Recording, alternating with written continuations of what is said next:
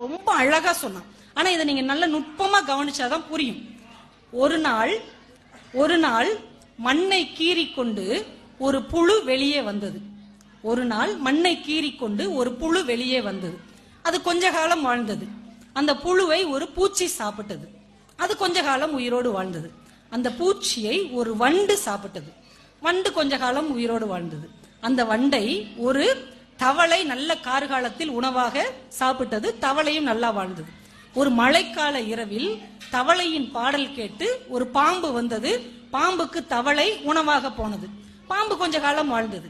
ஒரு நாள் தூரத்தில் பறந்த கழுகின் கண்களுக்கு பாம்பு நூடுல்ஸாக தெரிந்தது. கழுகு எடுத்து சாப்பிட்டுச்சு. கழுகு நல்லா வாழ்ந்துட்டே இருந்தது. திடீர்னு ஒரு நாள் ஒரு வேடனின் குறி தவறாத அம்புக்கு கழுகு பலியாகி கீழே விழுந்தது. வேடன் கழுகு எடுத்துட்டு போய் மனைவிட்ட கொடுத்தான். இன்னைக்கு நம்ம வீட்டுல கழுகு 65 அவ செஞ்சு கொடுத்தா. வேடன் சாப்பிட்டான். அவனும் ரொம்ப நாள் நிம்மதியா வாழ்ந்தான். ஒரு நாள் வேடன் இறந்து போனான். அவனை குழியை தோண்டி புதைத்து வைத்தார்கள். ஒரு நாள் மண்ணை கீறிக்கொண்டு ஒரு புழு வெளியே வந்தது. ஒரு நாள் மண்ணை கீறிக்கொண்டு ஒரு புழு வெளியே வந்தது. அவ்வளவுதான்.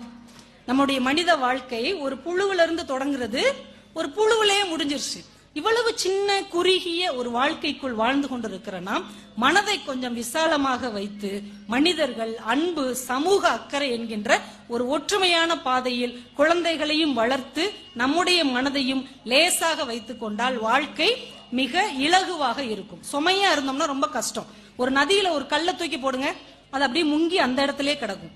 ஆனா ஒரு இலையை எடுத்து போடுங்க, அது நதியின் ஓட்டத்தில் பயணித்துக் கொண்டே இருக்கும். நீங்கள் மனதை கல்லாக வைத்துக் கொண்டீர்கள் என்றால் உங்களால் இயங்க முடியாது. ஒரு இலையை போல் இலகுவாக மாற்றிக் கொண்டீர்கள் என்றால் வாழ்க்கையின் பயணத்தில் உங்களாலும் நீண்ட தூரம் பயணிக்க முடியும் என்கின்ற மிகப்பெரிய உண்மையை நாம் புரிந்து கொண்டு இந்த உலகமே அதற்கு ஏற்றாற்போல் தான் அமைக்கப்பட்டிருக்கிறது. இந்த பூமி உருண்டை இருக்கு இல்லையா, இது நாம நல்லா வாழணுங்கிறதுக்காகத்தான் அமைக்கப்பட்டது. இந்த பூமி உருண்டை, இந்த பூமி என்கின்ற கிரகம் இப்ப இருக்கிறத விட 10% சூரியனுக்கு பக்கத்துல போயிருந்தா பூமி எரிஞ்சு சாம்பலா இருக்கும்.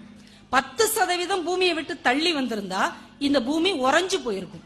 1/5 நிலாவுக்கு பக்கத்துல போயிருந்தா ஒரு நாளைக்கு 2 சுனாமி வரும். ஆனா எவ்வளவு பெர்ஃபெக்டா இந்த நீள்வட்ட கோடு, இந்த பூமி என்கின்ற கிரகம் மனிதர்கள் மகிழ்ச்சியாக வாழ்வதற்காக தயாரிக்கப்பட்டது. நாமும் இந்த பூமியில் வாழ்வது மகிழ்ச்சிக்காகவும் மற்றவர்களை மகிழ்ச்சியாக வைத்துக் கொள்வதற்காகவும் என்கின்ற உண்மையை நாம் புரிந்து கொண்டால் இந்த அழகான வாழ்க்கையில் குறை ஒன்றும் இல்லை, அத்துணையும் நிறைதான், நல்லவைதான் என்று சொல்லி இந்த குடும்ப விழாவில் பங்கு கொண்ட உங்கள் அத்துணை பேருடைய குடும்பத்திலும் நல்ல ஆரோக்கியமும் நிலையான மகிழ்ச்சியும் அழியாத செல்வமும் குழந்தைகளுக்கு கல்வி